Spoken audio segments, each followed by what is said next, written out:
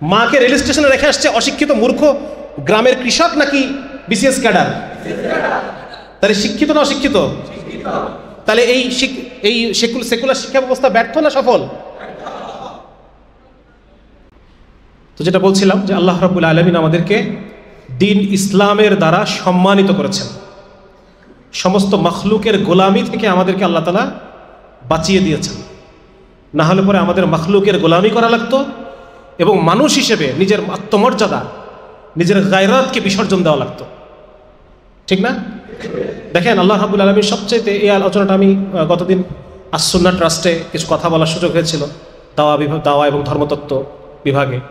তো এখানে আমি এই আলোচনাটা করেছিলাম যে যেহেতু ওনারা ধর্মতত্ত্ব নিয়ে ওনারা কাজ করেন, যে আল্লাহ রাব্বুল আলামিন ইসলামের দ্বারা সবচাইতে কোন জিনিসটা আমাদেরকে দিলেন, সবচাইতে মানে যেটা না হলে পরে আমরা মিশে যেতাম, আমরা একেবারে কি বলা যায় এটাকে, মানে মানবতার চূড়ান্ত অপমান এবং লাঞ্ছিত হয়ে যেতাম যদি যে জিনিসটা না দিলে, সেটা হচ্ছে আল্লাহ রাব্বুল আলামিন আমাদেরকে তাওহীদ দিয়েছেন। এটা হচ্ছে সবচেয়ে গুরুত্বপূর্ণ। অন্যান্য ধর্মের সাথে ইসলামের মূল পার্থক্য হচ্ছে তাওহীদ। হ্যাঁ, কারণ একজন হিন্দুও স্বীকার করে না যে সে মুশরিক, সে বলে যে আমি তো এক আল্লাহরই উপাসনা করি। হ্যাঁ, এই যে বিভিন্ন মূর্তি দেখতেছো, এটা হচ্ছে আল্লাহর বিভিন্ন সিফাতের প্রকাশ, তাদের ভাষায় এটাই। তারা বলে যে আল্লাহর বিভিন্ন রূপ, মাতৃরূপ, হ্যাঁ এই রূপ সেই রূপ, ধ্বংসকারী রূপ, সৃষ্টিকারী রূপ, খালেক রূপ, মানে এরকমভাবে ওরা এটাকে এক একটা রূপকে, এক একটা সিফাতকে এক একটা মূর্তি বানাইছে, বানায় সেটাকে ওরা বলতেছে যে এর মধ্যে, এই মূর্তির মধ্যে আল্লাহ আসেন, হুলুল করেন, নামেন, নাজিল হুন। তো এটা হচ্ছে মানে প্রত্যেকটা ইসলামে মূল আমাদের পার্থক্য হচ্ছে যে ইসলাম আমাদেরকে বিশুদ্ধ তাওহীদ শেখায় এবং আল্লাহ রাব্বুল আলামিনের যে প্রকৃত পরিচয়, যেই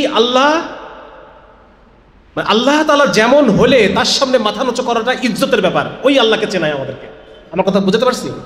একটু জটিল হয়ে গেল ব্যাপারটা। অন্যান্য ধর্মগুলো আল্লাহর পরিচয়কে বিকৃত করে, আল্লাহর পরিচয়কে নষ্ট করে, আল্লাহর শানের সাথে যায় না এমন বিষয়গুলো আল্লাহর উপরে আরোপ করে। ঠিক আছে না? যেমন আল্লাহ সন্তান গ্রহণ করেছেন, আল্লাহ কোনো নারীর জরায়ু দিয়ে ভূমিষ্ঠ হয়েছেন। তারা এভাবে আল্লাহর পরিচয়কে, আল্লাহর যে আমরা কি বলি সুবহানাল্লাহ, আল্লাহ তাআলা সমস্ত দোষ ত্রুটি থেকে মুক্ত। আমাদের তাওহীদ হচ্ছে এইটা। ওরা এই জায়গা থেকে আল্লাহকে নামায়ে আল্লাহর মধ্যে বিভিন্ন মখলুকের সিফাতকে সে, আল্লাহ যদি হয় এমন তাহলে সেই আল্লাহর সামনে মাথা নত করতে আমরা রাজি নাই। আর আল্লাহ যদি হয় এমন যিনি সুবহানাল্লাহ পাঠের যোগ্য, যিনি সমস্ত ত্রুটি থেকে পবিত্র, মানুষের মখলুকের জন্য যা যা খাটে সেগুলো তার জন্য খাটে না। হ্যাঁ, তার কোনো দিক নাই, তার কোনো কি বলা যায়, মখলুকের যা যা প্রয়োজন সেগুলো তার প্রয়োজন হয় না। তিনি সমস্ত জরুরত থেকে পবিত্র, তিনি তার জন্য কোনো পদ্ধতির দরকার হয় না, তিনি শুধু কুন বলেন আর ফায়াকুন হয়ে যায়, তাই না? হ্যাঁ, আল্লাহ তাআলার ইরাদাই উজুদ, এইরকম যিনি, তার সামনে মাথা নত করা গর্বের বিষয়। ঠিক না?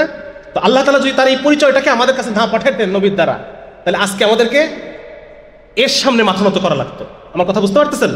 যেটা একজন মানুষ হিসেবে বেইজ্জতের এবং লাঞ্ছনার। আমিও মায়ের জরায়ু দিয়ে ভূমিষ্ঠ হয়েছি, ও মায়ের জরায়ু দিয়ে ভূমিষ্ঠ হয়েছে, তাহলে ওর সামনে আমি কেন মাথা নত করবো? সুতরাং আল্লাহ রাব্বুল আলামিন আমাদেরকে সবচেয়ে বড় যে জিনিসটা দান করছেন, মানুষ হিসেবে আমাকে আত্মমর্যাদা দান করছেন। আজকে আমাদের আলোচনার বিষয় হচ্ছে সমসাময়িক ফিতনা এবং বুদ্ধিবৃত্তিক যে আগ্রাসনের বিষয়ে আলোচনা। সে আলোচনাটা শুরুটা আমি তাওহীদ দিয়ে করলাম। 2 নম্বর হচ্ছে আল্লাহ রাব্বুল আলামিন আমাকে যে জিনিসটা দান করছেন সেটা হচ্ছে আল্লাহ তাআলা মানে যত দিন মানব রচিত যে দিনগুলো আছে, এই দিনগুলো আমি শুরুতে বলছি, এই দিনগুলা জুলুমকে তৈরি করে। ঠিক আছে না? কারণ এই দিনগুলো যেহেতু, এই জীবন ব্যবস্থাগুলো যেহেতু মানুষ তৈরি করছে, সুতরাং সে তার লাভকে সামনে রেখে, নাকি লোকসানের সামনে রাখবে? সে তার লাভকে সামনে রেখে তৈরি করছে। কিভাবে তার লাভ হয় সেই লাভটাকে সে সামনে রাখছে। বিপরীতে আল্লাহ রাব্বুল আলামিন যে দিন দিবেন, আল্লাহর কোনো লাভ দরকার আছে? মখলুকের কাছ থেকে আল্লাহ তাআলা কোনো কিছু লাভ চান? সুতরাং আল্লাহ তাআলা শুধুমাত্র এই মখলুককে ভালোবেসে, মানুষকে ভালোবেসে, আমার সৃষ্টি মানুষ যেন দুনিয়াতে ভালো থাকে, দুনিয়াতে সে যেন বাদশাহের জীবন কাটায়, নাকি? যাকে আল্লাহ তাআলা দিন দিয়েছেন সে রিকশা চালালেও বাদশাহ, বললাম নাকি? তার অন্তরের মধ্যে বাদশাহ, নাকি? সে যদি সবচেয়ে ছোট কাজও করে, তারপরও তার অন্তরের মধ্যে সে বাদশাহ। ঘরের মধ্যে যখন সে ফিরে যায় তখন আল্লাহ তাআলা তাকে এমন নয়ন জুড়ানো স্ত্রী দান করছেন যে স্ত্রী মেক্স হিম ফিল যে সে একটা বাদশাহ, নাকি?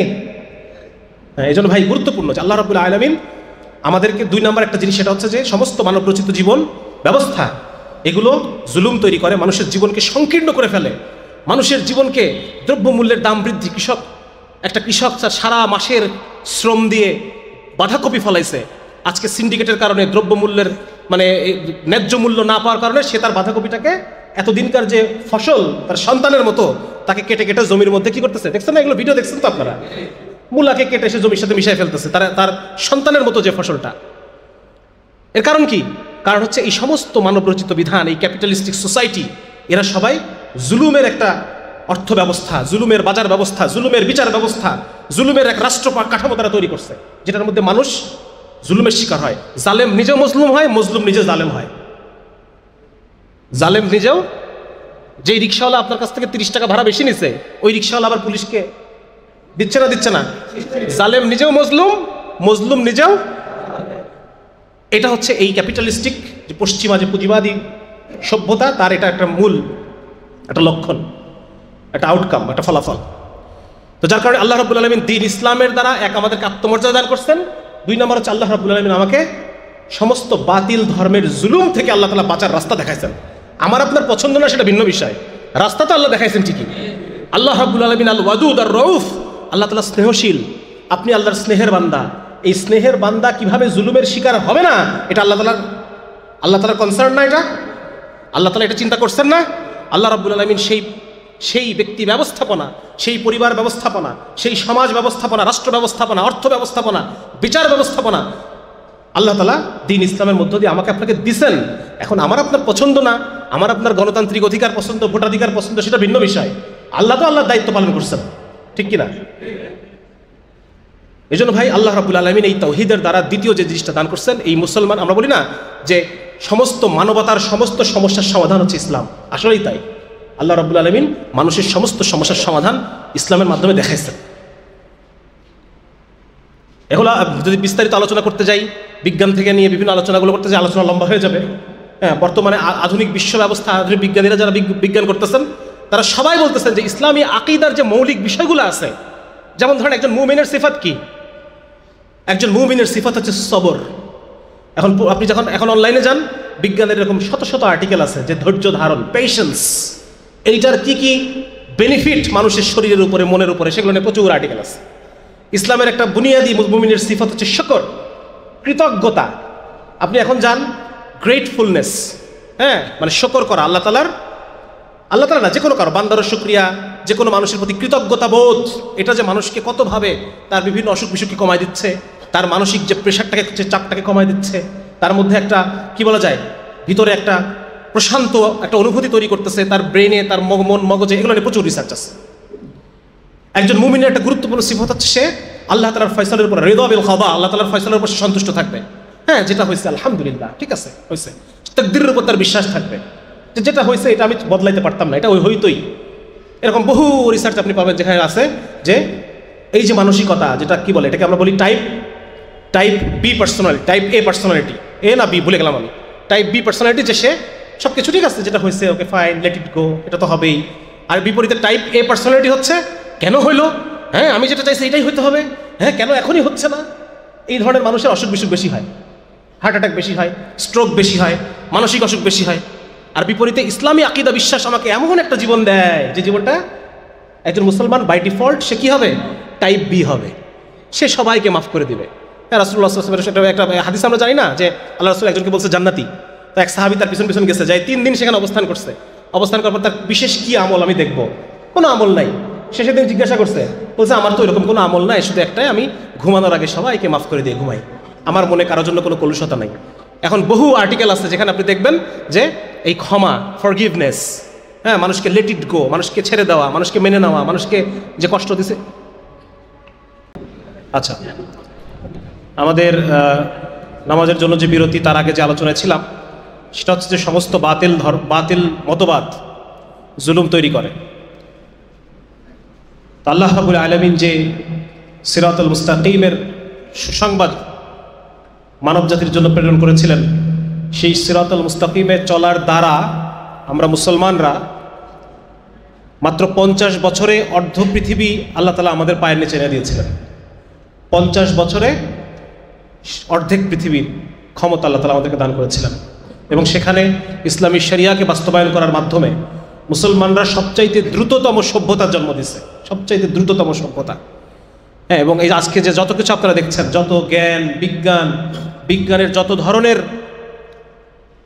উৎস বর্তমানে আমরা জানি, হ্যাঁ, গণিত, বীজগণিত, ত্রিকোণমিতি, হ্যাঁ, তারপর হচ্ছে সায়েন্টিফিক রিসার্চের যে মূল বিষয়গুলো, গবেষণা পদ্ধতি, বিভিন্ন ল্যাবরেটরি এক্সপেরিমেন্ট, এই সব কিছু মুসলমানদের হাতে তৈরি, সব কিছু। আজকে দীর্ঘ একটা সময় আমরা সব এগুলো থেকে পিছায় আছি। আমরা কুফফারের ষড়যন্ত্রের মাধ্যমে মুসলমানরা, এবং আমাদের নিজেদের কিছু দায়িত্ব জ্ঞানহীনতাও রয়েছে, হ্যাঁ, আমরা দিন থেকে শরিয়া থেকে দূরে সরে গিয়েছি, যার কারণে আজকে দুনিয়াতে আমাদের জিল্লতির জীবন আল্লাহ তাআলা আমাদেরকে দেখাচ্ছেন। কিন্তু মূলত আজকের যে পশ্চিমা বিশ্ব যে সমস্ত বিষয়গুলো নিয়ে গর্ব করে, অহংকার করে, এই প্রত্যেকটা বিল্ডিংয়ের ইট মুসলমানদের হাতে নির্মাণ করা, প্রত্যেকটা বিল্ডিংয়ের ইট। আজকে বিজ্ঞান নিয়ে তারা গর্ব করে, অথচ বিজ্ঞানের যত বিজ্ঞানের মূল যে ভিত্তি,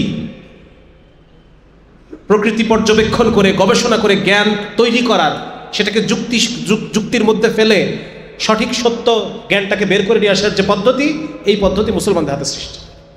এবং পরবর্তীতে আপনারা জানেন যে, অনেকেই জানেন যে এটা ইউরোপ আমাদের কাছ থেকে কপি করেছে আমাদের নাম ছাড়া, চুরি যেটাকে বলে। এবং এটা নিয়ে এটা আমার কথা না, এটা পশ্চিমা খ্রিস্টান গবেষকদেরই বহু আলোচনা আছে এটা নিয়ে, তাদের বিভিন্ন বইপত্রের, এটা তারা নিজেরাই লিখছে যে এটা ইউরোপ মুসলমানদের কাছ থেকে কাইন্ড অফ চুরি করে নিয়ে গেছে, নাম ছাড়া। নাম নাও তুমি, আমাদেরকে কৃতজ্ঞতা স্বীকার করো, সেটা তারা করে নাই। নামকে কোনোখানে বিকৃত করছে, কোনোখানে নাম ছাড়াই বই ছাপাই দিছে অনুবাদ করে, হ্যাঁ, এবং সেটা পরবর্তী ইউরোপে সমস্ত জায়গায় পাঠ্যপুস্তক হিসেবে সেটা তারা প্রচার প্রসার করছে। এরকম বহু ঘটনা আছে।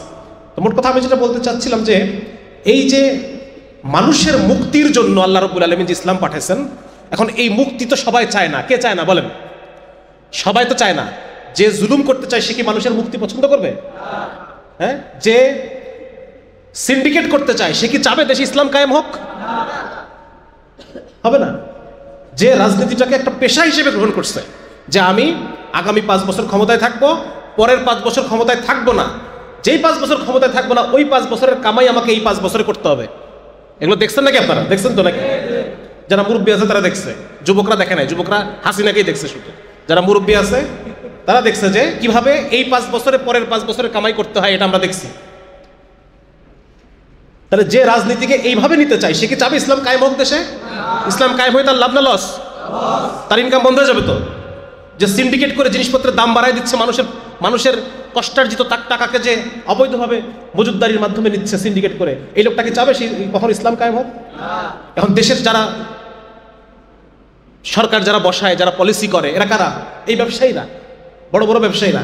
তো ঠিক একইভাবে যখন মুসলমানরা ইউরোপের দ্বার প্রান্তে পৌঁছায় গেল স্পেনে, তখন মুসলমানদের যে জ্ঞান বিজ্ঞান এগুলো ইউরোপে প্রবেশ করলো। প্রবেশ করার পরে ইউরোপের ব্যবসায়ীরা তারা নতুন মতবাদ তৈরি করলো, মানবরচিত মতবাদ যেটাকে আমরা বলতেছি। এইটা আজকের পৃথিবীতে আপনারা যেটা দেখেন, আজকের পৃথিবীর বিভিন্ন দেশ যেভাবে চলে, অর্থ ব্যবস্থা যেভাবে চলে, বিচার ব্যবস্থাগুলো যেভাবে চলে, এইগুলো সব মূলনীতিগুলো তৈরি হচ্ছে ব্যবসায়ীদের হাতে। আমাদের ইসলামী যে ফিকহ শাস্ত্র, এই ফিকহ শাস্ত্রের মূলনীতি কোথায়? কোরআন এবং হাদিসে। আর এদের যে ফিকহ শাস্ত্র, এটার মূলনীতি তৈরি হচ্ছে কাদের হাতে? ব্যবসায়ী দার্শনিকদের হাতে। আজকে যে বাতিল মতবাদ নিয়ে কথা বলতেছি না, বুদ্ধিবৃত্তিক আগ্রাসন এবং ফিতনা, এইগুলো সব তৈরি হচ্ছে কিছু ব্যবসায়ী দার্শনিক। আজকে যাদের নামই ওরা উচ্চারণ করবে, এরা সবাই ব্যবসায়ী দার্শনিক। ঠিক আছে না? একটা সময় আপনারা জানেন যে মুসলমানদের ইসলামের বিরুদ্ধে সবচেয়ে বড় ফিতনা ছিল তাতারিদের ফিতনা। এখনকার ফিতনা হচ্ছে যারা উপনিবেশী বিভিন্ন রাষ্ট্র আছে। হ্যাঁ, আপনারা জানেন যে ব্রিটিশরা আমাদেরকে দখল করে রেখে গেছে, দখল করে। তাতারিরা তো আমাদের মনকে দখল করতে পারে নাই, ব্রিটিশরা আমাদের মনকেও দখল করে রেখে গেছে। এটা একই ধরনের ফিতনা দুইটা। 2 নম্বর হচ্ছে এর আগে যেভাবে গ্রিক ফিলসফি, আপনারা যারা উলামায়ে কেরাম আছেন, আপনারা গ্রিক ফালসাফা আপনারা জানেন যে গ্রিক ফালসাফা কিভাবে আমাদের ধর্মকে ইসলামকে কিভাবে বিকৃত করে ফেলতেছিল। এইটার প্রভাবে প্রভাবিত হয়ে মুতাজিলা নামক বিভিন্ন ফেরকা তৈরি হয়েছে। মুতাজিলা, জাবরিয়া, কাদেরিয়া, বিভিন্ন ধরনের ফেরকা তৈরি হয়েছে। এটার বিরুদ্ধে আমাদের কালাম শাস্ত্রবিদ যারা, ইলমুল কালাম যারা ইমামরা, তারা এটার বিরুদ্ধে কলম ধরছেন। এগুলো উলামায়ে কেরাম আপনারা অলরেডি এগুলো সম্পর্কে জানেন। তো একই রকমভাবে বর্তমানে ওই গ্রিক ফিলসফির মতো যে ফিতনাটা এখন আমাদেরকে গ্রাস করে ফেলতেছে মুসলমানদেরকে, সেটা হচ্ছে এই পশ্চিমা সভ্যতা। পশ্চিমা সভ্যতা, সৈয়দ আলী আবুল হাসান আলী নদভী রহমতুল্লাহের কথা, যে পশ্চিমা সভ্যতা যেটা, এটা হচ্ছে নতুন ইরতিদাদ। ইরতিদাদ মানে হচ্ছে দিন ত্যাগ করা। এটার কারণে আমরা দিন ত্যাগ করতেছি। আমাদের স্কুল কলেজের পাঠ্যপুস্তকে বিবর্তনবাদ পড়ানো হচ্ছে, এটা পশ্চিমা সভ্যতার একটা সন্তান। এইটার দ্বারা মুসলমান দিন থেকে দূরে সরে যাচ্ছে। পশ্চিমা সভ্যতা তারা বিজ্ঞান যেভাবে শেখাচ্ছে, বিজ্ঞানটা এটা একটা কি, এটা একটা ছুরির মতো। এটা রাধুনির হাতে পড়লে ভালো, খুনির হাতে পড়লে খারাপ। এখন পড়ছে খুনির হাতে, এইটা দিয়ে তারা সারা পৃথিবীকে খুন করতেছে, বোমা বানাচ্ছে, অস্ত্র বানাচ্ছে, হ্যাঁ, যত ধরনের বিষাক্ত কেমিক্যাল, কীটনাশক, এগুলো তারা বানাচ্ছে। এটা খুনির হাতে পড়ছে। মুসলমানরা যখন করছে তখন এটা ছিল রাধুনির হাতে, এটা দিয়ে মানুষ ফায়দা পাইছে, মানুষ লাভ পাইছে। এখন পড়ছে খুনির হাতে, ব্যবসায়ীর হাতে। তারা এটা দিয়ে যেভাবে পারে ব্যবসা করতেছে। আমার কথা বুঝতে পারতেছেন? কষ্ট হচ্ছে আপনাদের? এই ব্যবসায়ী দার্শনিকরা তারা কিছু মূলনীতি তৈরি করে দিল। এই মূলনীতির ভিত্তিতে এই পাশ্চাত্য যে পশ্চিমা সভ্যতার ফিকাহ শাস্ত্র তৈরি হলো। বুঝতে পারছেন? তাদের আইন তৈরি হলো, তারা আইন তৈরি করলো। তারা রাষ্ট্র কিভাবে চলবে সেই নিয়ম কানুন তৈরি করলো। তারা পরিবার কিভাবে চলবে সেই নিয়ম কানুন তৈরি করলো। মানুষ কিভাবে চলবে সেই নিয়ম কানুন তারা তৈরি করছে। বিচার কিভাবে হবে সেই নিয়ম কানুন তারা তৈরি করছে ওই কয়েকটা মূলনীতির আলোকে। এবং মূলনীতি কি? ইসলামের মূলনীতি ছিল তাওহীদ, আল্লাহর আনুগত্য, নাকি? আর ওদের এই মূলনীতি হচ্ছে যে আল্লাহকে অপসারণ করে ফেলো, আল্লাহবাদ। সমাজ থেকে আল্লাহকে বের করে দাও, রাষ্ট্র থেকে আল্লাহকে বের করে দাও, আল্লাহ এবং তার রসুলকে। শুনতে খারাপ শোনা যাচ্ছে, কিন্তু আসলে এটাই সেকুলারিজম মানে। এইটাই ধর্মমুক্তকরণ। সেকুলারিজম মানে ধর্ম নিরপেক্ষতা না। পশ্চিমা যে সভ্যতা, তার একটা সন্তান হচ্ছে, কেবল একটা সন্তান বললাম, বিবর্তনবাদ। আর একটা সন্তান হচ্ছে সেকুলারিজম। এই সেকুলারিজমের শব্দের মূল অর্থ হচ্ছে ধর্মমুক্তকরণ, নির্ধর্মীকরণ, ধর্মকে বের করে দেওয়া। রাষ্ট্র থেকে ধর্মকে বের করে দাও, শিক্ষা ব্যবস্থা থেকে ধর্মকে বের করে দাও, রাজনীতি থেকে ধর্মকে বের করে দাও, আল্লাহ এবং তার রাসূলকে বের করে দাও, অর্থ ব্যবস্থা, বাজার ব্যবস্থা থেকে আল্লাহ এবং তার রাসূলকে বের করে দাও। আজকে সুদের বিরুদ্ধে কথা বলেন, বলে আরে মোল্লা মৌলবীদের কথা শুনলে কি দেশ চলবে নাকি, দুনিয়া চলবে? মোল্লা মৌলবীদের কথা শুনলে মানে কি? তারা বলতে চাচ্ছে যে অর্থ ব্যবস্থায় আল্লাহ এবং তার রাসূলের কোনো বলার কোনো কিছু নাই।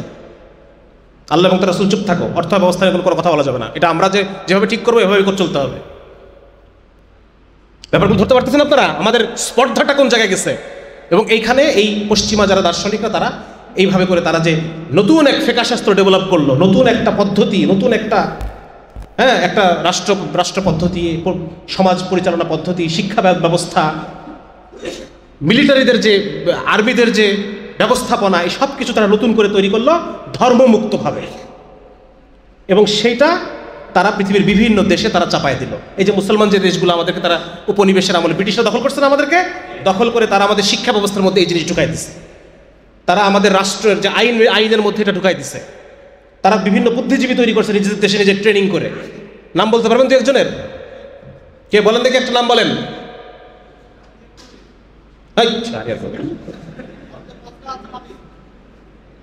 ব্রিটিশরা তাদের দেশের বিভিন্ন, আমাদের এখান থেকে মানুষ নিয়ে গেছে, ওখানে নিয়ে গিয়ে তাদেরকে ট্রেনিং দিছে। ট্রেনিং দিয়ে তারা সেকুলার, লিবারেল, ধর্মমুক্ত মানুষ তৈরি করছে। তার মধ্যে একজন হচ্ছে বেগম রোকেয়ার স্বামী, নাম বলতে পারবেন? সাখাওয়াত হোসেন। সে ছিল একজন লিবারাল, নির্ধর্মী মানুষ। এবং তার হাত ধরে আমাদের কি ঢুকছে মুসলমান মেয়েদের মধ্যে? এই লোকটা তার স্ত্রীকে বাংলা ভাষায় লিবারেলিজম চর্চা করার জন্য উদ্বুদ্ধ করছে। এই নারীবাদ ঢুকছে কিন্তু আমাদের এই সময় এর হাত ধরে। তার মানে কানেকশনগুলো বুঝতে পারতেছেন না কোথা থেকে কিভাবে ঢুকলো? এইভাবে করে তারা আমাদের মুসলমানদের যে পরিবার ব্যবস্থাকে নষ্ট করে দিল। তারা মুসলমানদের অর্থ ব্যবস্থাকে নষ্ট করে দিল। মানুষের মধ্যে মুসলমানের অর্থ ব্যবস্থা কি? বিক্রেতা মালের দোষ বয়ান করবে ক্রেতার কাছে, এটা ছিল মুসলমানদের অর্থ ব্যবস্থা। এইটা আজকে কায়েম করছে বিভিন্ন খ্রিস্টান দেশ। এই ব্যবস্থা তারা, যে বিক্রেতা বারবার নিজের মালের দোষ বয়ান করতেছে, লেখা থাকে শার্টের গায়ে, এই শার্টে বোতাম নাই, লক্ষ্য করুন, এটার দাম 5 টাকা কম। এটা তারা প্র্যাকটিস করে। আর আমাদের তারা অভ্যাস, আমাদের যে নীতি নৈতিকতা, আমাদের সব কিছু নষ্ট করে দিল। আপনারা একটা গুরুত্বপূর্ণ বই আপনারা পড়তে পারেন, সৈয়দ হুসাইন আহমদ মাদানী রহমতুল্লাহ নকশে হায়াত। সেখানে আপনারা দেখবেন যে কিভাবে ব্রিটিশরা অভাবের মধ্যে ফেলে, অভাব তৈরি করে 100 বছরে 4 কোটি মানুষকে দুর্ভিক্ষের মাধ্যমে হত্যা করছে। এবং অভাবে স্বভাব মানুষ তখন আস্তে আস্তে ধীরে ধীরে আমাদের কি হচ্ছে, আমাদের অভ্যাসটা, আমাদের নীতি নৈতিকতা নষ্ট হয়ে গেছে। নীতি নৈতিকতাগুলো আস্তে আস্তে নষ্ট হয়ে গেছে। এই হচ্ছে অবস্থায়। এই যে একটা বৈশ্বিক ষড়যন্ত্র, মুসলমানদেরকে যখন তারা ক্রুসেডের যে যুদ্ধের মাঠে পরাজিত করতে পারে নাই, তখন তারা চিন্তা করছে যে মুসলমানদের ঈমান এবং আমলকে নষ্ট করতে হবে। এইভাবে তাদের সাথে যুদ্ধের মাঠে পারা যাবে না, তাদেরকে বুদ্ধিবৃত্তিকভাবে নষ্ট করতে হবে। মুসলমানদের এই বুদ্ধিবৃষ্টি নষ্ট করলে তারা আল্লাহকে বাদ দিয়ে বিজ্ঞানের দিকে ঝুঁকবে। তারা আল্লাহকে রাষ্ট্র থেকে বের করে দিবে, দিয়ে সেকুলার রাষ্ট্র তৈরি করবে। তারা আল্লাহ এবং তার রাসূলকে বাদ দিয়ে সেকুলার সমাজ ব্যবস্থা তৈরি করবে, শিক্ষা ব্যবস্থা তৈরি করবে, এবং তখন আমরা তাদের সাথে জিততে পারবো। পারছে না জিতছে না? এখন আমরা পরাজিত হয়েছি তো শেষ পর্যন্ত, আমাদেরকে পরাজিত করে ফেলছে। আমাদের যুবকরা আজকে মেসির জার্সি পরে ঘুরে, আমাদের যুবকরা আজকে ইউরোপ আমেরিকায় গিয়ে সেটেল হইতে চায়। যারা তোমাকে চুষে নিয়ে তোমাকে ধ্বংস করে দিয়ে চলে গেল, তুমি তাদের দেশেই তুমি গিয়ে সেটেল হইতে চাও। হয়েছে না? পরাজিত হয়েছি না আমরা? বাইরেও পরাজিত হয়েছি না, মগজেও পরাজিত হয়ে গেছি। এই সেই বুদ্ধিবৃত্তিক আগ্রাসন, তারা আমাদেরকে এমনভাবে আগ্রাসন স্থাপন করছে যে লাশটা আজও তার খুনিকে ভালোবাসে। একটা কথা আছে না? হ্যাঁ, আমাদের ইউরোপ আমেরিকা প্রীতি তো তাই, আমরা আজও তাদেরকে ভালোবাসি। ধর্ষিতা আজও ধর্ষককে ভালোবাসে, তাই দাঁড়াচ্ছে, সেটাই হয়েছে। তো সুতরাং তারা আমাদেরকে বুদ্ধিবৃত্তিকভাবে পরাজিত করে ফেলছে।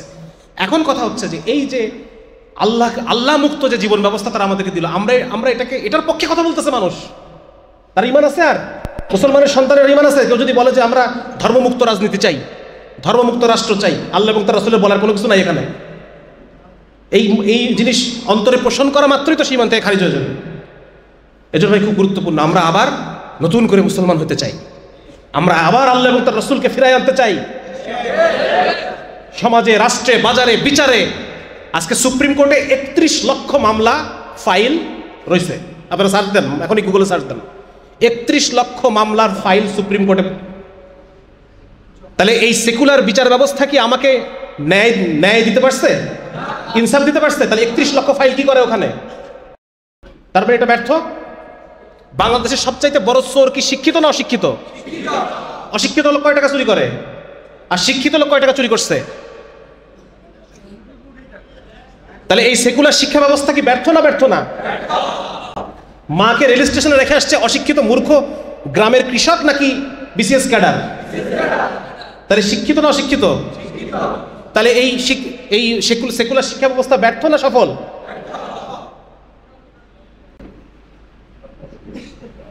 তাহলে এই যে আপনার কি বলে বাংলাদেশের যে কি বলে সবচাইতে বেশি চুরি করছে কারা? এই যে আমলারা, যারা বিভিন্ন জায়গায় আমলা হয়ে বসে আছে, হ্যাঁ, এটাকে আমাদেরকে একটা ভালো দেশ উপহার দিতে পারছে, নাকি চুরি চামারি করে আমাদেরকে নিঃস্ব করে দিয়ে গেছে? তাহলে এই সেকুলার আমলাতন্ত্র এটা ব্যর্থ, সেকুলার রাষ্ট্র কাঠামো এটা ব্যর্থ, রাষ্ট্রের মানুষের নিরাপত্তা নিশ্চিত করার জন্য ব্যর্থ নাকি?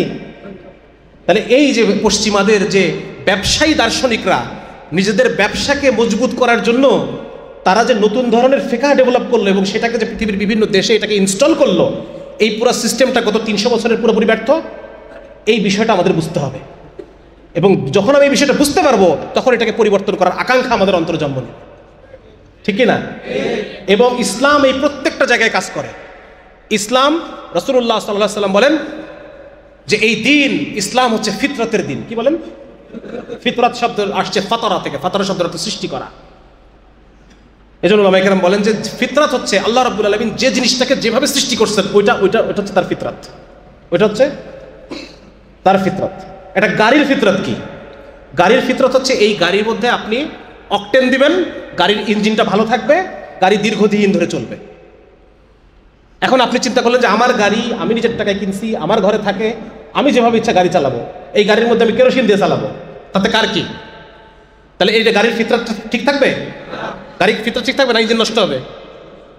হুবহু একই জিনিস আল্লাহ রাব্বুল আলামিন তার দিন দিয়েছেন, শরীয়ত দিয়েছেন, যে এই শরীয়ত মোতাবেক যদি তুমি নিজে চলো তোমার শরীর ঠিক থাকবে, তোমার মন ঠিক থাকবে, তোমার চিন্তা চেতনা ঠিক থাকবে, হ্যাঁ, তোমার জীবনে প্রশান্তি থাকবে। আর যদি তুমি এর বিপরীত চলো তুমি অস্থির হয়ে যাবা, তোমার দিন অস্থির যাবে, তোমার রাত অস্থির যাবে, তোমার দিনেও শান্তি নাই, রাতেও ঘুম নাই, তুমি সমস্ত কিছুতে পেরেশান হয়ে যাবা, তোমার মেশিন কি নষ্ট হয়ে যাবে। ফিতরাত, ইসলাম আমাকে ওই ফিতরাতে জীবন ব্যবস্থা দেয় যেটা যেভাবে চললে আমার সব মেশিনপত্র ঠিক থাকবে। ইসলাম আমাকে ওই পরিবার ব্যবস্থা দেয়, নারীর অবস্থান এটা, পুরুষের অবস্থান এটা, নারীর দায়িত্ব এটা, সংসারে স্ত্রীর দায়িত্ব এটা, স্বামীর দায়িত্ব এটা, সন্তানদের দায়িত্ব এটা, এইভাবে যদি কোনো পরিবার চলে, পরিবারটা ঠিকভাবে রান করবে, চলবে।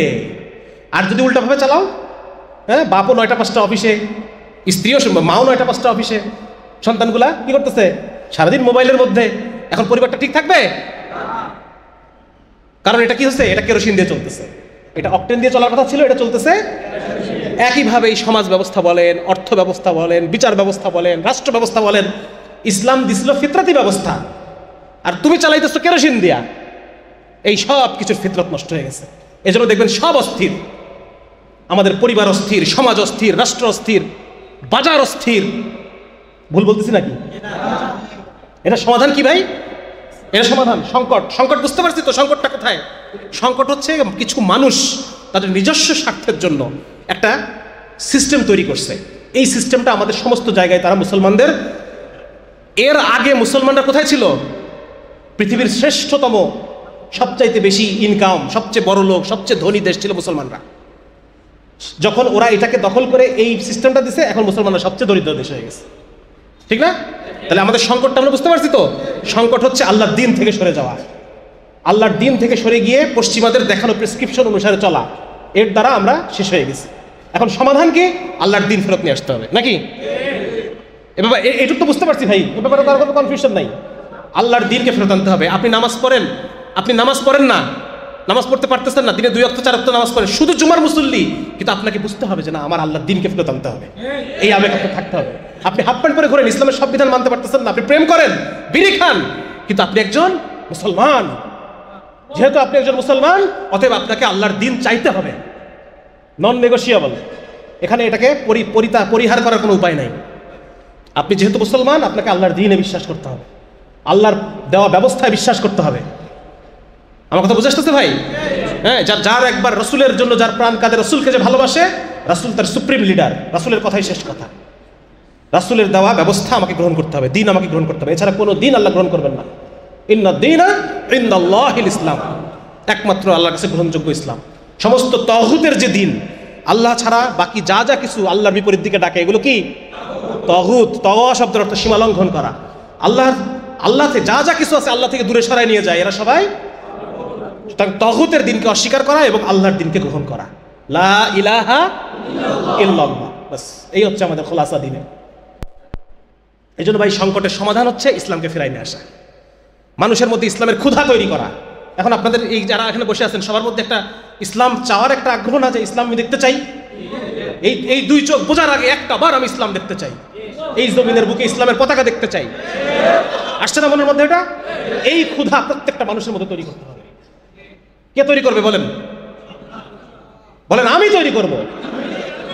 জোরে বলেন আমি তৈরি করব। হাত তুলেন দেখি কে কে তৈরি করবে।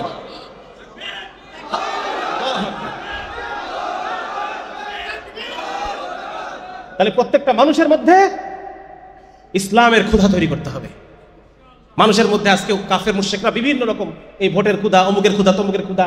আরে ভাই, এগুলো দিয়ে কি তোমার সমাধান হবে? এগুলো দিয়ে তোমার সমাধান তো হবে না। তোমার জন্য চাই ইসলাম, তোমার ফিতরাত মিলবে ইসলামের সাথে এসে। ইসলাম ছাড়া বাকি সবকিছু তোমাকে তোমার ফিতরাতের বিরুদ্ধে চালাচ্ছে। একমাত্র ইসলামের মাধ্যমে তুমি তোমার ফিতরাতে ফেরত আসবা, যে জিনিসটা যেভাবে চলা দরকার সেভাবে চলবে। এজন্য আমার লাগবে ইসলাম। এই ক্ষুধা প্রত্যেকটা মানুষের মধ্যে তৈরি করতে হবে, শহরে, বন্দরে, মাঠে, ঘাটে, হ্যাঁ, পরিবার থেকে শুরু করবেন দাওয়াতি কাজ, সমস্ত জায়গায় বন্ধু বান্ধবের সার্কেল, সবখানে দাওয়াতের কাজ করতে হবে। এবং দাওয়াতটা কিসের হবে?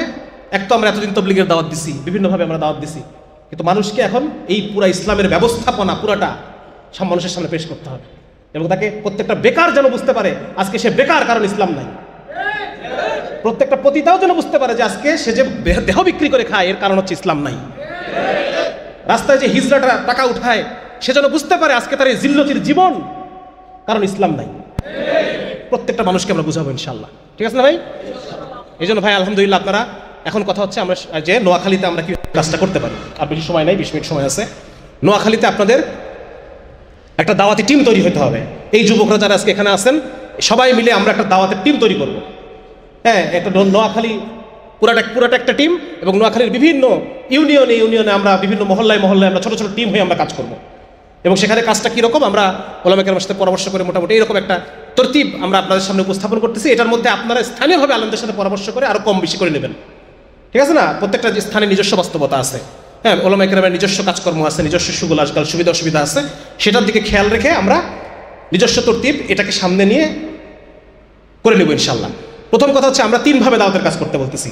শুধু মৌখিক কথায় চিরা ভেজে হয় না, কথায় চিরা আর ভিজবে না, কথায় চিরা ভেজার দিন শেষ। এই জন্য আমাদের করতে হবে কি, আমাদেরকে মানুষের যে দুনিয়াবি প্রয়োজন, এই দুনিয়াবি প্রয়োজনে থাকবে কারা? এই দাড়ি টুপিওয়ালা ছেলেরা।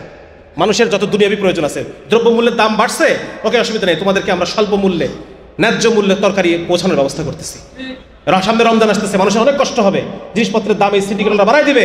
আমাদের এই সন্তানরা, আপনারা এখনই যারা ব্যবসায়ী আছেন, হ্যাঁ, আপনারা যখন কিছু যুবক মিলে একটা ব্যবসায়ী উদ্যোগ নেন, আপনারা মালগুলা কেনেন, কিনে দরকার কিছু আপনারা মজুত করেন, রমজান মাসে আপনারা এটাকে মানুষকে অল্প লাভে আপনারা এটাকে মানুষকে দিবেন, যাতে মানুষ অল্প মূল্যে জিনিসগুলো পায়। শুরু করেন, নিজেদের ফ্যামিলি থেকে শুরু করেন, যে আমরা এরকম 200 ফ্যামিলি, আমরা যে 200 জন কাজ করি, আমরা আমাদের নিজেদের ফ্যামিলির জন্য প্রথমে এটা করলাম। এরপরে যদি কেউ অ্যাড হতে চায়, আস্তে আস্তে আমাদের কমিউনিটির মধ্যে অ্যাড হবে। মানুষের যেখানে যেখানে কষ্ট, এখানে রাস্তাটা ভেঙে গেছে, এটা কে ঠিক করবে? City corporation? আর 5 বছর পরে ঠিক করবে নাকি? ওদের বাজেট হবে তারপর ঠিক করবে নাকি? না, আমি ঠিক করবো, আমি ঠিক করবো। আপনাদের সমাজে মালওয়ালা আছে না? হ্যাঁ, ওই মালওয়ালার কাছ থেকে মাল ডাউনলোড করতে হবে যে আমরা কাজ করতেছি, যুবকরা ঠিক করতেছি, এখানে 1 লাখ টাকা লাগবে, আপনি দেন, মানুষের কষ্টের জন্য এখানে কাজ করতেছি। এইভাবে আমরা মূলত 3 ভাবে দাওয়াতের কথা বলি। একটা হচ্ছে মৌখিক, একটা সামাজিক, একটা অর্থনৈতিক। মৌখিক দাওয়াত কি? মৌখিক দাওয়াত হচ্ছে আমরা হাটে মাঠে বন্দরে যেভাবে আমরা মানুষকে শরিয়ার কথা বলবো, ইসলামী শরিয়ার কথা, মানুষকে ইসলামী ব্যবস্থার কথা বলবো, এইভাবে বলে বলে মানুষের মধ্যে ইসলামের ক্ষুধা তৈরি করব। তাকে বোঝাবো যে ইসলাম আসলে তোমার সমাধান হয়ে যাবে। ভাই, আজকে তুমি যে কষ্টে আছো, তুমি অসুস্থ, মানসিক কষ্টে আছো, তোমার বউ ভেঙে গেছে আরেকজনের সাথে, সমাধান কি ছিল? হ্যাঁ, তোমার মেয়ে আমাদের সাথে তোমাকে ভেঙে গেছে, তোমার ছেলে মাদকাসক্ত, তোমার ঘরে চুরি হয়েছে, ডাকাতি হয়েছে, এগুলোর সমাধান কি বলেন? একমাত্র যেই সমস্যার মধ্যে আছে তাকে বোঝান, ভাই তোমার এই সমাধান ইসলামের মধ্যে। এটা 1 নম্বর মৌখিক দাওয়াত। 2 নম্বর মৌখিক দাওয়াত হচ্ছে রোজানা কিছু যুবকরা কিছু কাজ করবে। সেটা হচ্ছে তারা হাদিসের তালিমের মধ্যে বসবে। আপনাদের এলাকায় তাবলীগের তালিম থাকলে আমরা ওটাকেই ব্যবহার করব। যে কাজগুলো অলরেডি ওলামায়ে কেরাম করতেছেন, ওখানে আমরা নতুন কোনো কাজ, ওর মধ্যে আমরা শামিল হয়ে যাব। যদি আপনাদের সাপ্তাহিক কোনো তাফসীর অনুষ্ঠান হয়, মহল্লার যুবকরা ওখানে বসে যাবে, ওটাই তাদের ইসলাহি মজলিস। ঠিক আছে ইনশাআল্লাহ? তাহলে একটা হচ্ছে আমি প্রতিদিন হাদিসের তালিম আমি শুনবো। 2 নম্বর হচ্ছে প্রতিদিন আমি কোনো একজন আলেমের সাথে বসে আমি কোরআনের যে শুদ্ধ করা, ঠিক আছে না, 15 মিনিট হাদিসের তালিম, 15-20 মিনিট, কোরআনের এটা 15-20 মিনিট, আমাদের যুবকরা এটার মধ্যে দিয়ে তারা ইসলাম সম্পর্কে জানবে। ঠিক আছে? সাপ্তাহিকভাবে আমরা 2টা কাজ করবো। 1 নম্বর কাজ হচ্ছে আমরা ইসলাহি হালাকা করব। কোনো একজন আলেম, তিনি বড় খুব বয়োজ্যেষ্ঠ হতে পারে না, আমাদের সমবয়সী হতে পারে, হ্যাঁ, কিভাবে আমরা আরও আমাদের আত্মিকভাবে রুহানি তরক্কি হবে, রুহানিভাবে আমরা কিভাবে আরও ইসলামকে অনুভব করতে পারবো, এই বিষয় নিয়ে উনি প্রতি সপ্তাহে উনি 1 ঘন্টা সময় দিবেন। ঠিক আছে? যুবকরা এভাবে তরতিব করে ফেলো। এই হালাকার মধ্যে আমরা কাকে নিয়ে আসবো? ওই যে হাফ প্যান্ট পরে বিড়ি খাচ্ছে, তাকে বোঝাবো তোমার জীবনটা তো ভাই সমস্যার মধ্যে আছে, তুমি যদি এইভাবে মরে যাও তাহলে তো তোমার দুনিয়াও শেষ, তোমার আখিরাতও শেষ, নাকি? যে ছেলেটা প্রেম করতেছে, ওকে বোঝাবো ভাই তুমি যে একটা হারাম সম্পর্কের মধ্যে আসো, কিন্তু তোমার নিজের দুনিয়াও শেষ হয়ে যাচ্ছে, তোমার আখিরাতও শেষ হয়ে যাবে। অতএব ভাই তুমি আসো, আমরা ওখানে বসি, প্রতিদিন আমাদের একজন আলেম কথা বলেন, তুমি একটু আসো একদিন, দেখো কেমন লাগে। ঠিক আছে না? এভাবে করে আমরা এটাকে সার্কেলটাকে আস্তে আস্তে কি করবো? বড় করবো। 2-3 নম্বর হচ্ছে সাপ্তাহিক একটা পাঠচক্র করব। আপনারা কেউ সিরিয়াস না, কারণ আপনারা কেউ লিখতেছেন না, নোট করতেছেন না। কে কতটুকু সিরিয়াস বোঝা যাবে কি? হ্যাঁ, যে আমি যদি নোট করতাম বোঝা যেত আমি সিরিয়াস, আমি যে কাজটা করব। আপনারা কেউ কাজ করবেন না। ওই যে কেউ 1-2 ছেলে করতেছে নোট, ও কাজ করবে। ওই যে মোবাইলে করতেছে কেউ, মাশাআল্লাহ, অনেকেই করতেছে। কিন্তু এটা আমি খুবই দুঃখ পাইলাম যে আমাদের যুবকরা এখানে শুধু কথা শোনার জন্যই আসছে, ওয়াজ শোনার জন্য আসছে, কোনো কাজ নিয়ে বাসায় যাওয়ার জন্য আসে নাই। এটা আমার জন্য খুব কষ্টের। ঠিক আছে না? যাই হোক, বলে আমার কথা মতো আমি বলে যাই, আল্লাহ তাআলা আমার জিনিস তো আমাকে দিয়ে দেবেন। তো যার কারণে কি বলতেছিলাম, 2 নম্বর হচ্ছে ইসলাহি মজলিস করা। 3 নম্বর হচ্ছে আমরা একটা পাঠচক্র করব। হ্যাঁ, পাঠচক্রের মধ্যে ইসলামের যে বুদ্ধিবৃত্তিক যে দিকগুলো আছে, যে কথাগুলো, ইসলামী রাষ্ট্র ব্যবস্থা কেন ভালো, ইসলামী অর্থ ব্যবস্থা কেন ভালো, এইগুলো নিয়ে আলহামদুলিল্লাহ ওলামায়ে কেরাম লিখতেছেন। আমরা জেনারেল শিক্ষিতরা আমরাও চেষ্টা করতেছি। মৌলানা ইফতেখার সিফাত ভাই, মৌলানা ইমরান রায়হান লিখতেছে, হ্যাঁ, আমি লিখতেছি, আসিফ আদনান ভাই লিখতেছে, জাকারিয়া মাসুদ লিখতেছে, ভাইয়েরা লেখার চেষ্টা করতেছে। এই বইগুলো আমরা একটু পাঠচক্রের মধ্যে রেগুলার আমরা পড়বো। মোহাম্মদ পাটোয়ারি ভাইয়ের অর্থনীতি বিষয়ে কাজগুলো খুব চমৎকার কাজ। এইগুলো যখন আমরা নিজেরা পাঠচক্র করবো, তখন আমরা মানুষকে বোঝাতে পারবো, মানুষকে কেন ইসলামী অর্থ ব্যবস্থা ভালো, কেন ইসলামী রাষ্ট্র ব্যবস্থা ভালো, কেন ইসলামী সমাজ ব্যবস্থা ভালো, কেন সেকুলার শিক্ষা চেয়ে ইসলামী শিক্ষাটা ভালো, কেন এই আমলাতন্ত্রের চেয়ে ইসলামী আমলাতন্ত্র ভালো হবে, ইসলামী রাষ্ট্র আমলা, এই বিষয়গুলো আপনারা তখন জানতে পারবেন, মানুষকে বোঝাতে পারবেন। তাহলে এটা কত? সপ্তাহে একটা, ঠিক আছে না? আর মাসে আমরা একটা প্রোগ্রাম করবো। সেই প্রোগ্রামটা কি হবে? প্রোগ্রামটা এইরকম প্রোগ্রাম না। সেটা কেমন? সেটা হচ্ছে আপনার স্থানীয় যুবকদের কিনা আপনি ব্যাডমিন্টন টুর্নামেন্ট আয়োজন করতে পারেন মাসে একটা। ঠিক আছে না? আপনি এখানে একটা ক্রিকেট টুর্নামেন্ট আয়োজন করতে পারেন, যেখানে শেষ দিন পুরস্কার বিতরণী হবে। কে আসবে? একজন আলেম আসবেন, এসে 2 ঘন্টা কথা বলবেন, গিফট প্রাইজ গিভিং করবেন, চলে যাবেন। বোঝা গেছে না? এই জন্য ইসলামের মধ্যে শুধু দিনী প্রোগ্রাম না, জায়েজ যত প্রোগ্রাম আছে এগুলো আমরা করব। বাচ্চাদের নিয়ে একটা কবিতা আবৃত্তি প্রতিযোগিতা, বাচ্চাদের নিয়ে একটা সিরাত রচনা প্রতিযোগিতা, বাচ্চাদের মধ্যে নিয়ে একটা নবীজিকে নিয়ে কবিতা রচনা প্রতিযোগিতা হতে পারে না? হ্যাঁ, শেষের দিন কি? শেষের দিন মহল্লার সবাই আসবে মসজিদে, বাচ্চারা আসবে, একজন আলেম আসবেন, প্রাইজ দিবেন, বয়ান করবেন 1 ঘন্টা, চলে যাবেন। ঠিক আছে না? ইনশাল্লাহ করা যাবে তো? হ্যাঁ, ব্যাডমিন্টন টুর্নামেন্ট চলতেছে, আমরা লো ভলিউমে একটা বক্স রাখলাম, অল্প ভলিউমের জন্য বাইরে না যায়। এখানে দেখা যাচ্ছে আমাদের আহমদুল্লাহ সাহেব বা আজহারি সাহেব, ওনাদের যে ভালো ভালো যে ওয়াজগুলো আছে, ওয়াজগুলো আস্তে আস্তে চলতেছে, কিছু নাশিদ চলতেছে। মানে একটা ইসলামী পরিবেশ তৈরি করতে হবে। বুঝতে পারছেন ভাই কি বলতেছি আমি?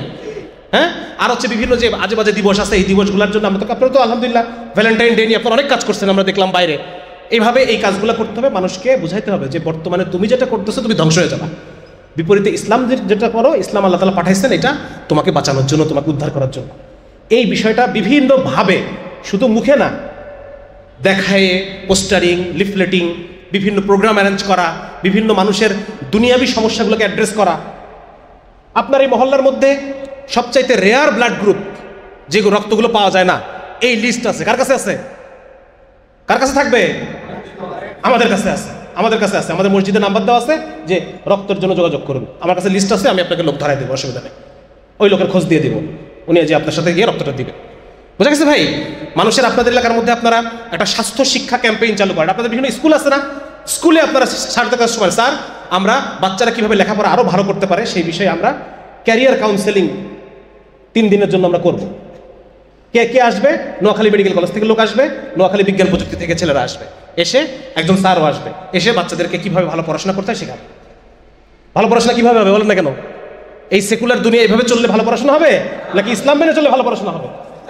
হয়তো ঢুকবো স্বাস্থ্য দিয়ে, ফাল হয়ে ফাল হয়ে বেরোয় যাবো, ইসলাম দিয়ে বেরোয় যাবো। ঠিক আছে না? বুঝতে পারছেন কাহিনীটা কি করতে হবে? তারপর হচ্ছে আপনারা দেখা যাচ্ছে বিভিন্ন কলেজে আপনারা হেলথ ক্যাম্পেইন করেন, বিভিন্ন আপনাদের মহল্লার মধ্যে স্বাস্থ্য শিক্ষা।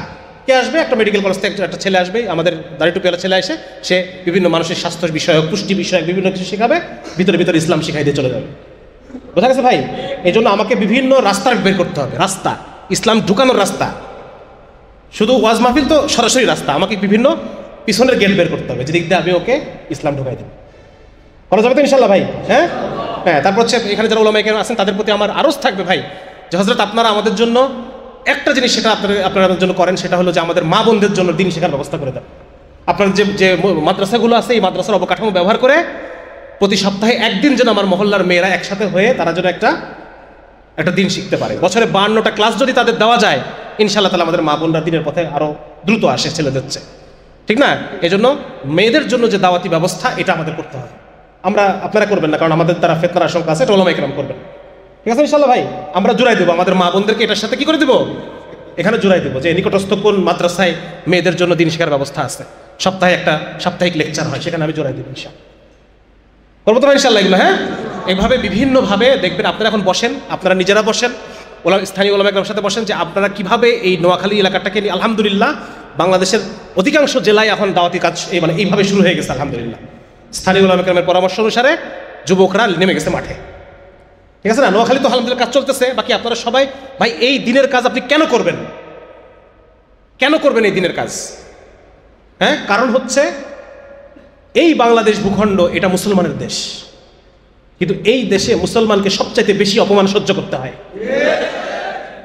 এই দেশে মুসলমান সবচেয়ে বেশি সংখ্যালঘু। আজকে বর্তমান অন্তর্বর্তী সরকারের যে নারী কমিশন, তারা সুপারিশ করছে যে মেয়েদেরকে পুরুষের সমান অধিকার দেওয়া হোক। এর মানে কি? এর মানে ওই কমিটিতে একটা মুসলমানও নাই যে নামাজ পড়ে, যে কোরআন পাঠ করে, যে আল্লাহ এবং তার রাসূলকে মহাব্বত করে। একটা লোক নাই ওই কমিশনের মধ্যে, 10-15 জনের মধ্যে আছে। কই? আজ থাকলে পরে এটা বলে নাকি? যদি কেউ একজন থাকতো যে আল্লাহ এবং তার রাসূলকে মহব্বত করে, তাহলে এই কথা বলতে পারে? তাহলে ওই কমিটিতে একটা মুসলমানও নাই, ঠিক তো? তাহলে একটা মুসলমানের দেশে মুসলমান নারীদের অধিকার কি হবে না হবে এটা ঠিক করে দিচ্ছে যার অন্তরে আল্লাহ, তার রাসূল এবং কোরআনের প্রতি বিন্দুমাত্র ভালোবাসা নাই। তাহলে সবচেয়ে বড় সংখ্যালঘুকে আপনি, আমি। তাহলে এইটাকে এই টেবিলটাকে উল্টানোর জন্য আমাকে আপনাকে এই কাজটা করতে হবে।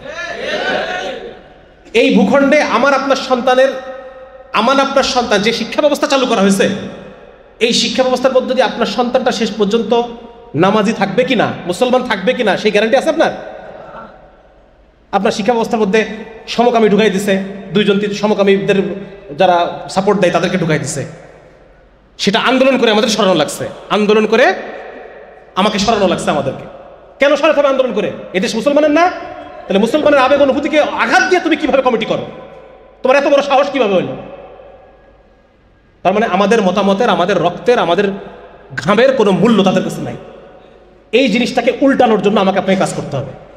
আমার আপনার সন্তান যেন মুসলমান হিসেবে দুনিয়া থেকে বিদায় নিতে পারে, তার ইমানকে নিশ্চিত করার জন্য আমাকে আপনাকে এই কাজটা করতে হবে। পার্শ্ববর্তী দেশে 60 লক্ষ শিবসেনা রেডি হয়ে আছে এই দেশে কখন তারা ঢুকতে পারবে সেটা নিয়ে। সেদিন হামাসের একজন উচ্চপদস্থ বলছে যে হামাসে গাজাতে সবচেয়ে বেশি ক্ষতি করছে যারা ইন্ডিয়া থেকে আসছে, তারা মানে ইন্ডিয়ান মানুষকে ইসরায়েলি আর্মি বানায় তাদেরকে গাজাতে পাঠাইছে। তাদের কি ওখানে কোনো জমি দখলের ব্যাপার আছে? কোনো লাভ আছে? শুধু গেছে মুসলমান কতল করার জন্য, মুসলমানকে হত্যা করে একটা অন্যরকম শান্তি, মজা, এই মজাটা নেওয়ার জন্য গেছে। এই লোকগুলো যখন আমার আপনার দেশে ঢুকবে, আমার আপনার ঘরে ঢুকবে, আমার আপনার ঘরে ছোট ছোট বাচ্চা, আমার স্ত্রী, আমার মা, এই ঘরে যখন ধরেন 5 জন ঢুকছে, এরপরে কথা চিন্তা করেন কি করবেন আপনি? 5 জন অস্ত্রশস্ত্র সহ ঢুকছে এবং দে আর স্পেশালি ট্রেন্ড ফর রেপ। তাদেরকে পর্নোগ্রাফি দেখে দেখে রেপের জন্য ট্রেন করা হয়, পর্ন দেখায়, অশ্লীল ব্লু ফিল্ম দেখায়। তাহলে এখন আপনি কল্পনা করেন আপনার ঘরে আপনার ছোট মেয়ে, ছোট বাচ্চা, ছোট শিশু সন্তান, ছেলে, আপনার স্ত্রী, আপনার মা, আপনার বোন, 10 জন ঢুকছে। এবার কল্পনা করেন কি করবেন আপনি? কি করণীয় বলেন না কেন? তাহলে এই কাজটা করতে হবে তো, যেটা আমরা বলতেছি ভাই, এই কাজটা করবেন তো? হ্যাঁ, ইসলামকে সামাজিক জায়গায় শক্তিশালী করার জন্য আমাকে এই কাজটা করতে হবে। দাড়ি টুপিওয়ালা মানেই মসজিদে থাকবা, দাড়ি টুপিওয়ালা মানেই মাদ্রাসায় থাকবা, নো। দাড়ি টুপিওয়ালার রাজপথে আছে, তোমার কি দরকার বলো? তোমার দরকার আমি পাশে আছি। ভ্যাট বাড়াচ্ছে, দাড়ি টুপিওয়ালার রাস্তায় আছে, ঠিক আছে না? ইনশাল্লাহ তেলের দাম বাড়তেছে, দাড়ি টুপিওয়ালার রাস্তায় আছে। যত ধরনের আওয়ামী লীগকে নিষিদ্ধ করতে হবে, দাড়ি টুপিওয়ালার রাস্তায় আছে, দাড়ি টুপিওয়ালারা রাজপথে আছে। সুতরাং দাড়ি টুপিওয়ালাদেরকে ফেলে দিবা, সেই যুগ শেষ, ঠিক না? এবং সামাজিকভাবে আমাদেরকে সামাজিক শক্তি অর্জন। আমি আপনি ডাক দিলে পরে যেন 1000 লোক একত্রিত হয়ে যেতে পারে, 1000 লোক যেন আমার ডাককে নিজের ডাক মনে করে, সেই জায়গায় আমাদেরকে যেতে হবে। তৈরি আছেন তো ভাই ইনশাল্লাহ? এই জন্য আমাদেরকে কিছুদিন কাজ করতে হবে ভাই, এত সহজ না। আমার কাজ করার জন্য তৈরি নাই নাকি, খালি ফল খাওয়ার জন্য তৈরি আছি? কাজ করতে হবে। পাইলিং দেন, 1 তলা ঢালাই দেন, আল্লাহ তাআলা 2 তলার রাস্তা খুলে দেবে। সিরিয়ায় খুলছে না রাস্তা? খুলছে নাকি? হ্যাঁ, 2 তলা যখন ঢালাই দিবেন, 3 তলার জন্য অনেক রাস্তা খুলে যাবে। 3 তলা ঢালাই দিবেন, 4 তলার রাস্তা খুলে যাবে। আর যদি মনে করেন ইমাম মাহদী আসবে, লিফটে করে আমাকে 10 তলায় নিয়ে যাবে, তারপর 10 তলায় আমি খুব নাড়াবো, তাহলে আপনি ভুলের জায়গায় বসবাস করতেছেন। এত সহজ না। যারা আজকে সফল, তারা পাইলিং শেষ করে, ঢালাই শেষ করে তারপরে পর্যায়ে গেছে, ঠিক কিনা ভাই? সুতরাং এই শুরু করলাম পাইলিং, করছে তো ভাই ইনশাল্লাহ? হ্যাঁ, নোয়াখালী দাওয়া সার্কেল আছে তো ইনশাল্লাহ? এখানে আপনারা যারা যুবকরা এখনো দাওয়া সার্কেলের সাথে যুক্ত হন নাই, আপনারা আজই যুক্ত হয়ে যাবেন ইনশাল্লাহ। এবং নিজ মহল্লায় 5 জন 10 জনের টিম তৈরি করে আমরা এই কাজগুলো করতে থাকবো ইনশাল্লাহ। কারোর সাথে আমাদের কোনো বিদ্বেষ নাই, কারোর সাথে আমাদের কোনো সমস্যা নাই। আমরা ভাই সবাই, যত মুসলমান তৌহিদের চেতনা ধারণ করে, তারা সবাই আমাদের সাথে কাজ করতে পারবে, ঠিক আছে না ইনশাল্লাহ? কারোর সাথে আমাদের কোনো ঝামেলা নেই। এবং স্থানীয় ওলামাদের প্রত্যেকটা টিমের জন্য অবশ্যই একজন আলেম থাকেন। আমাদের সমবয়সী আলেম হলেও হবে, অসুবিধা নেই। বা জুনিয়র তলেবে কোনো আলেম পাচ্ছেন না, মাদ্রাসায় পরে একটা ছেলে মিজান জামাতে পড়ে, তাকেও সাথে রাখলেও হবে। কমসে কম সে আমাকে বলতে পারবে যে এটা শরীয়ত সম্মত না, বুঝা গেছে? আমাকে যেন সে একটা গাইডলাইনের মধ্যে রাখতে পারে, বলবেন তো ইনশাআল্লাহ? এবং ওলামা ইকরামের সাথে বসবেন, তাদের কাছ থেকে পরামর্শ নেবেন, হ্যাঁ, তাদের সাথে কর্মপদ্ধতি আলোচনা করবেন। বিভিন্ন জায়গায় জায়গায় আমাদের ছেলেদেরকে হেফাজতে ইসলামের ওলামা ইকরাম, তারা যখন বিভিন্ন অন্যান্য ইসলামী দল থেকে হুমকির সম্মুখীন, তখন হেফাজতে ইসলামের ওলামা ইকরাম বলতেছে এগুলো আমাদের ছেলে, খবরদার, কিছু বলা যাবে না। আলেমরা আমাদের পাশে আছে আলহামদুলিল্লাহ। ঝিনাইদহে সমস্যা হয়েছে, বিভিন্ন জায়গায় সমস্যা হয়েছে, হেফাজতে ওলামা ইকরাম আমাদেরকে বলছে এগুলো আমাদের ছেলে, এগুলো কিছু করা যাবে না, কুমিল্লায়, ঠিক আছে? সুতরাং ওলামা ইকরাম আমাদের সাথে আছে, আপনারা শুধু কাজ করতে থাকেন। কোনো ধরনের এই অঞ্চলে কোনো ধরনের সশস্ত্র জাতীয় কোনো ধরনের আহ্বান, এটা আমাদের আলেমরা যারা, তারা এটাকে করতেছেন না। এখন ওই সুযোগ সময় না আসলে। সুতরাং যে এখন এই ডাক দিবে, আমরা দূরে থাকবো ইনশাল্লাহ, ঠিক আছে? যুবকরা চেষ্টা করবো এখান থেকে দূরে থাকার। আমাদের এখন পাইলিংয়ের সময়, আমাদের এখন 10 তলায় উঠে পতাকা উড়ানোর টাইম না, আমাদের এখন পাইলিং করতে হবে। যদি আমি বিল্ডিং চাই, আমার কথা বুঝে আসছে ভাই?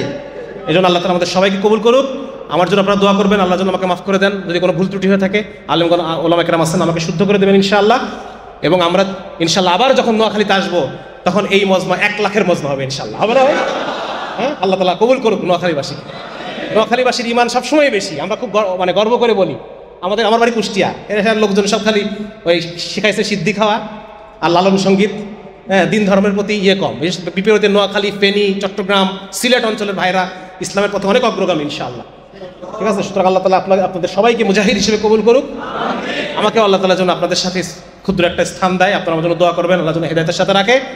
আর ভাই কাজ ছাড়া কোনো কথা নাই, কথা যা হওয়ার হয়ে গেছে। ওলামা কেরাম কথা যা বলার বলে ফেলছে। এখন যুবকদের কি কাজ ভাই? মাঠে ছড়ায় পড়েন, কাজ করেন, দৈনিককার কাজ করেন, সাপ্তাহিক কাজ সাজান, বড় বড় প্রোগ্রাম না, ছোট ছোটভাবে কাজ করতে থাকেন, মানুষকে দিন শিখাতে থাকেন, দিনের ক্ষুধা তৈরি করতে থাকেন, শরিয়ার পিপাসা তৈরি করতে থাকেন। ইনশাআল্লাহ একদিন কোনো এক রমাদান বিপ্লব হবে ইনশাআল্লাহ, নাকি? হ্যাঁ ইনশাআল্লাহ কোনো একদিন এই জমিনের বুকে ইসলামের পতাকা উঠবে। আল্লাহ যেন চোখ বোঝার আগে এইটুক দেখার তৌফিক দান করে, বলেন আমিন।